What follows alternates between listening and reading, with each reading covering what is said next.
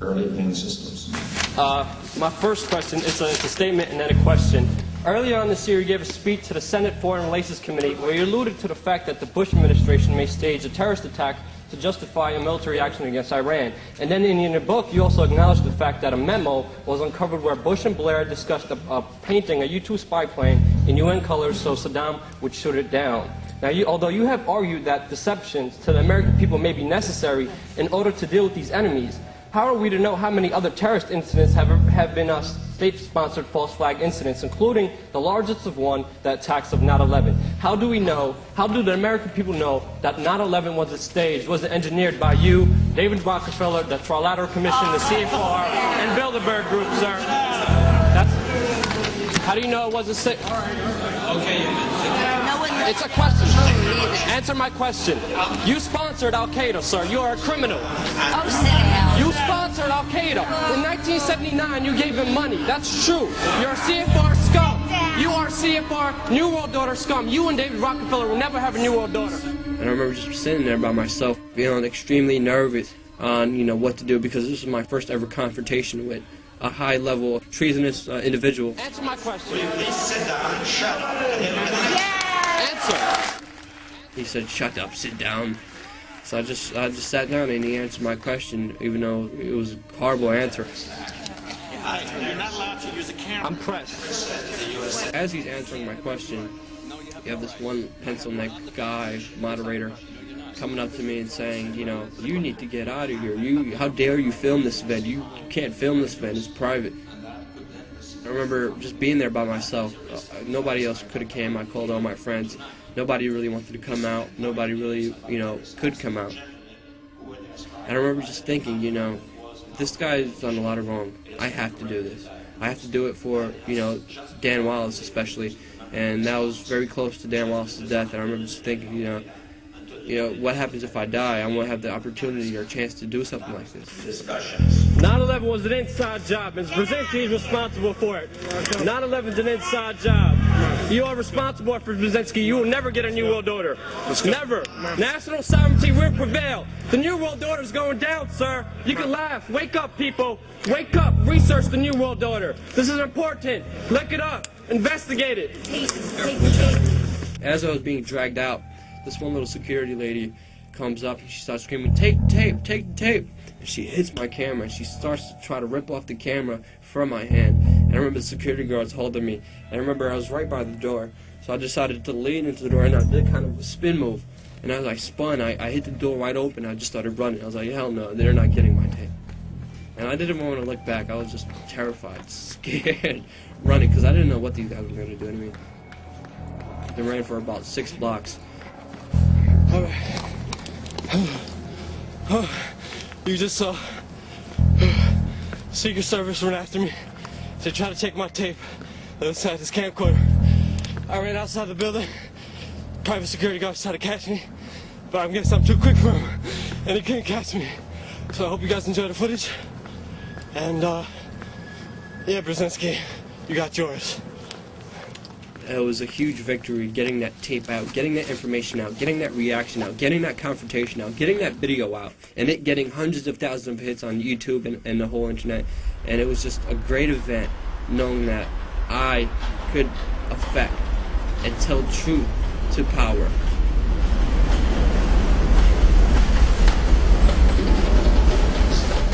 Zbigniew Brzezinski was Jimmy Carter's presidential advisor. He actually set up the Mujahideen, their so-called freedom fighters, 6 weeks before the Russians even invaded them. And that's where Osama bin Laden came from, the Mujahideen, the Taliban. And you could say he basically set up Osama bin Laden.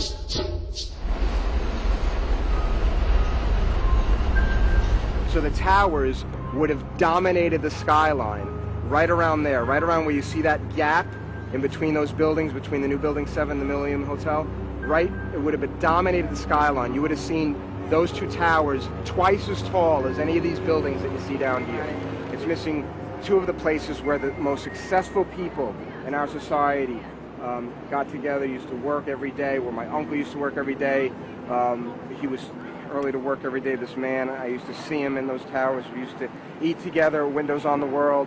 And he's not with us, and those towers aren't with us, and so many other people aren't with us, and we're still looking for justice for those deaths, for those murders. And to be here right now, to be around people that are also helping to pursue justice is absolutely amazing. It actually allows for me to deal with that loss better. It allows for the family to deal with the loss a lot more, because here we have, you know, an organization that's changing the world. And I'm so thankful, I'm so grateful that we're here, and that we will be bringing justice for those that have died. There's one incident where we were doing a street action outside Building 7 where we had security guards who identified themselves as police officers and then say we had backpack explosives and bombs. Let me smile for them. So when they get locked up. Enjoy what moments you have left, not handcuffs. Came down, he said it was illegal, and we said, And he said we were going to get arrested, but we won't. I mean, I know my rights. Well, right now the Port Authority's on their way. I know. And they want me to stall you guys so y'all can stay here and they can come. So I'm letting you know right now that the Port Authority on their way right now. Remember when they came last time, we said this is New York City, this is Port Authority Street? See, Larry don't want to hear that. I know Larry, but who's Larry? Larry's not above the law. We're citizens, we're Americans. Later, one of the security guards did talk to me, did take me to the side and explain to me what was going on, that it was really Larry Silverstein who tried to set us up. And you can't record this. You gotta shut that off. You can't be recording this. Shut that off. It's a public sidewalk, though. Yeah? Can I ask you why you're taking my picture? You gotta shut that off. I have every right to. You're in a public sidewalk. I'm a citizen. Hey, buddy, we were out here before, so I don't mean no disrespect. Can you take your camera out of my face? Because you're disrespecting me by doing that. So I'm not doing anything illegal. No, I'm asking you politely, can you take that camera out of my face? That's off, right? It's on, right? Come on, you gotta shut that off, man. We have every right to, though. Huh? We're not doing anything illegal. We have every Shut right that to. off, though, okay? You gotta shut that off. You can't be recording what we're saying, you know? When Ricky comes, I think he's got a bomb in his bag. Exactly. I saw wires coming out of there. I think he's got a bomb in his bag. The guy even admitted, you know, I know you're not a terrorist, but I'm going to say you're a terrorist, and you're going to spend 30 days in a hole before they really find out. Terrorist act? I guess they go away for about We're not 30 terrorists. days. We're Americans, sir. We're By the citizens. time, well, you're right. By the time the government figures it out, you'll be in a hole for 30 days. I mean, just understand. Just don't record what he's saying. Don't record what I'm saying. Hey, please, do me that favor. And you still recording me. Come on, We man. have every right to, sir. I'm sorry, but constitutionally, legally, we have every right to. Guess who's going to jail? Guess who's going to jail? As long as he's on here, guess who's going to jail? He's got bombs in the back of his backpack. I think. How you gonna say that, sir? That's slander. That's I that's saw a lie. wires coming out of it. I don't know what you have in there. You're trying to say I don't know. You look like a terrorist may look like. I look I don't like know a what a terrorist, terrorist sir. looks like. Sir, that's very disrespectful. I don't know what a Extremely. terrorist looks like. You may be a terrorist for all I know. How you gonna say that? We're Because not you doing have anything wires illegal. coming out of the backpack. I'm not a terrorist, You sir. made threats, so now I'm concerned. Nobody made a threat. Never made a threat, sir. What you're doing right now is slanderous, and it's libel. Let a judge decide. You have no right to do that. These guys were trying to set us up, and the only thing really protecting me from being set up was a video camera. And with that video camera, I was able to show the world what's really going on and how these guys are so criminal that they're willing to frame activists, people who are willing to stand out there and give flyers and DVDs for free to the people about the truth. They're willing to set us up as terrorists, and they're trying to say we have backpack explosives. That's what the system does. They attack real people who want to affect real change.